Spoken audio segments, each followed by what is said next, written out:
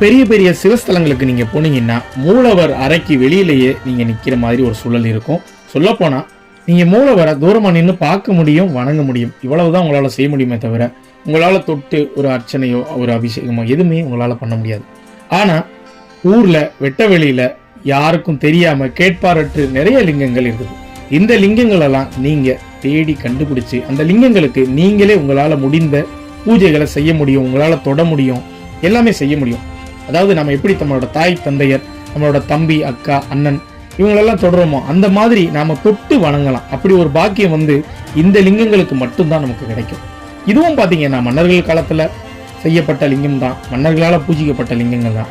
சொல்லப்போனா கிட்டத்தட்ட 1000 ஆண்டுகள் 500 ஆண்டுகள் பழமையான லிங்கங்கள் தான்.